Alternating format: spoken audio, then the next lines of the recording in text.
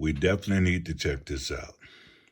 This is how Europe is keeping Africa undeveloped.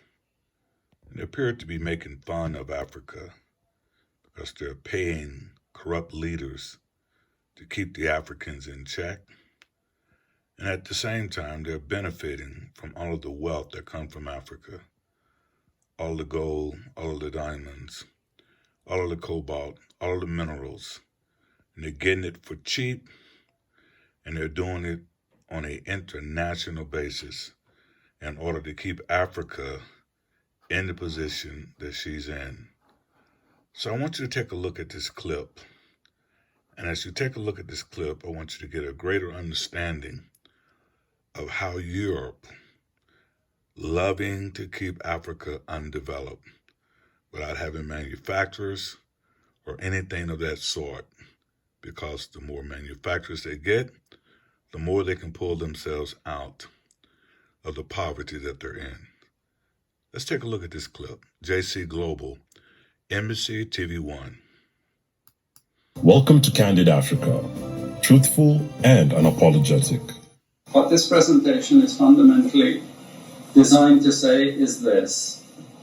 Africa, historically, Sub-Saharan Africa, has been fundamental to the global prosperity of the advanced countries. Okay? And Africa had a role to play. It has a role as a raw material producer. We will not allow Sub-Saharan Africa to escape that. Okay, we do everything to keep Sub-Saharan Africa where it is, also impoverished. It's absolutely vital for the prosperity of everyone else. So let's get clear about that. Okay, and this means all the economic structures, all the global institutions, and the economics we teach everyone is all designed to keep Africa exactly where it is. And whether it is Europe or US or now China, it's always the same. We need Africa to be impoverished because we need those raw materials and we need them dirt cheap. Okay, so that's the message. It doesn't mean to say that there's nothing Africans can do. Of course there is. Okay, but this is the opposition that they're fighting. This is what it's about. Because if Africa does do something different, I assure you living standards of all those in Europe and North America and Asia is going to fall. Okay? And that is a big price to pay. I assure you that the West is not going to allow that without a big fight. Okay? So the job of many Western academics is to convince Africans they have to keep doing what they're doing. Okay? And to show them it's your fault that you're poor. It's not our fault. It's your fault that you're poor. You know? So this is what we do in academic institutions, and I want to show that as well. We know the basic forces that have caused this underdevelopment. We know it's colonization. I will not discuss that very much because my colleague speaker is going to go into some aspects of this. But I do want to discuss the global economic structures, the global financial institutions, and economic ideologies. And what you see is essentially in that one statistic how dependent Sub-Saharan Africa is on raw material production. Okay, this is the very heart of what makes Sub-Saharan Africa beat. How much does Sub-Saharan Africa account for in terms of global trade value? We know there are vast resources coming from there, but look at the bottom line in terms of global trade value. Meaning that with all these vast resources being produced, how much are they getting for it? Nothing. Nothing. This is a very significant piece of data. Then I just want to show you what has happened to Sub-Saharan Africa, because what we know, and from all studies, no country ever develops without manufacturing. Okay, producing raw materials will not take you anywhere. Producing basic agricultural goods will not take you anywhere. most of the rest, when we talk of industry, it includes manufacturing, but the bulk of it is mining. Okay? Raw material extraction. This is the bulk of it. And here we see actually raw material extraction has stayed the same. What has caused industry to fall is the fall in manufacturing production. This is deliberate because we will never, as Western economists, as Western policymakers, we cannot afford to allow Africa to industrialize and start producing manufactures. Okay, so we will do everything to stop that. And I'm going to show you how we actually block that. It's obvious in certain ways, but it's less obvious in other ways. Now, we have actually seen periods of rapid growth in Sub-Saharan Africa, misleading people, saying, oh, you know, we're now doing much better. And this has happened recently. Recently, I've had students come and tell me, we've done much better now. And you can see growth rates rose quite sharply in recent times. Now are starting to go again down. But if you look historically, the same thing happened earlier.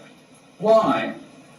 Because in these two periods, we had East Asian rapid industrialization processes. So in the earlier period, we had Japan and Korea and Taiwan. Okay, rapid growth, sucking in raw materials from Africa, driving up the prices, and then Sub-Saharan African countries grew. Exporting raw materials, they grew. But after those countries finished industrialization, then Sub-Saharan African growth rate again fell. Okay, but along comes China. Next wave. Okay, again, Sub-Saharan African growth rises, but now China is going down. As many of you now know from the press, China is going down. But Sub-Saharan Africa is going down even faster. And we're going to go back to where we were again, with very low prices of raw materials, very low growth rates, and again, the sorts of poverty that we saw once before. Because, bottom line, Sub-Saharan Africa is condemned to this role, just the supplier of raw materials, not a manufacturer. Very recent data showing emerging markets that produce raw materials against emerging markets that produce manufacturers. And you can see now with the weakness in the global economy, it's the emerging markets, that's the red line. It's those countries that are suffering the most, the emerging markets producing raw materials. They're suffering the most. And here it translates into their currencies being butchered. Okay? The currencies are collapsing of these countries, and many of them are Sub-Saharan African countries. Some of them are Latin American countries, okay, who also rode that same wave. They thought that raw material production was going to save them. But now they're facing terrible problems. And I'm sorry to say, it's just going to get worse in the next 2 years. It's not going to get any better. And this is what it does in terms of gross domestic product. It's the blue line you should look at. It's the blue line compared with the red line. And what we know is that blue line is really going to go down sharply in the next 2 years. Okay, so relative to the rest of the world, Sub-Saharan Africa is going to suffer. Again, why? Because it's condemned to this raw material production. This is basically why. How is it condemned to that? Well, the first and most important is the economic structures. After colonization ended, we needed new structures to keep these countries where they were. Okay? And the first of those is aid. we give them aid. Aid for what? Actually, we give them aid to keep repressive regimes in power. That's all. Okay, we're not giving them aid for much more except a little bit of infrastructure to make sure those raw materials get to the ports and aren't gotten out of the ground. But for the most part, we give repressive regimes money and power and guns to keep that system going. This is what it's fundamentally about. All the hypocrisy about transparency and democracy and bullshit like that, it's all bullshit. You know? And at least the Chinese don't enter into that bullshit. They say, we don't care about the whole political environment, we just give the money. Okay? And it's for raw material extraction. See what they're doing to us. Okay? They could care less about the development of Africa. And this was a very important one, still is debt. I was telling some of my students today, they're laughing at today or yesterday, about confessions using of an and economic abusing hitman. us with our own resources. Have any of you heard of this one? Confessions of an Economic We must Hitman. stop it. It's a book written by John Perkins, who used to work for a very nebulous, opaque bank. No one had ever heard of this bank, but it was formed in the 1950s by the IMF, the CIA, and the American State Department. And it had only one job: to lend money to developing countries that were raw material producers in order to indebt them. Once you are in my debt, I control you. Okay? And this bank had 4,000 employees, but no one ever heard of this bank, you see. But it would go to country after country offering loans. And if the president did not accept the loan, they were killed. Okay, so debt has been this See how huge vicious this is. spider's web. This is completely Sub-Saharan vicious. Africa, It's and it keeps them demonic held there. in order to keep Africa where she's at. We have a third structure, which is again not known by many people, but it's something that was put in place and continues to this very day, with no one discussing it. No one says anything about it. It is monopoly buying structures. This is for all raw materials and basic agricultural goods produced by developing countries. There are only 4 or 5 Western multinationals that buy all those goods. And they collude between them. So if you take any major product, these Western multinationals, they collude between them. Even if we go down to banana production, we had a PhD down here at the ISS, and the person showed that the 4 or 5 major multinationals, they collude, and in order to make sure their control is total, what they do is they force all the producers to produce the same uniform banana. You know, the crap you buy in the West and has no taste at all. You go to any developing country, you know how a banana tastes, don't you? There's so many of them, lots of varieties, but we only market 1 or 2 types, so we have control, you see. If you don't produce at the price I want you to produce, I go to the next country. You see, we get control. So these buyers, they impose that control, and they keep pushing the prices down and down and down. Okay, this is the game. No one says anything about it. There are no commissions of inquiry to say, this is illegal, what you're doing. Arrogant. The WTO has nothing to say about advantage. this. But sorry to say, And being you know, arrogant if banana about it. prices rose 10 times, especially for Hurting people like me, billions of people. Okay, I protest. I like my living standards. Okay, it's the same with all the other raw materials, you see. Listen to it. We're all benefiting, we're complicit. We're actually complicit in this because we will protest and shout out if the situation ever changed. Okay, now we come to those international institutions. And I must tell you this from the outset, don't think of them as wicked. IMF, World Bank, WTO. We always think evil creatures. horrible. It's not. It's just economics. It's economic warfare. The rich declare war on the poor. It happens everywhere. It happens in a country. The rich control the government. Of course they do. You really believe you have democracy? Come on. Go up. This is not about people living in democratic systems. What we have is the rich control. The rich set up these institutions explicitly to control the poor countries. And they don't give them much room for maneuver. Which, incidentally, when the IMF starts talking of poverty alleviation, you should also understand that there's another game there also starting to play, which I'm going to come back to later.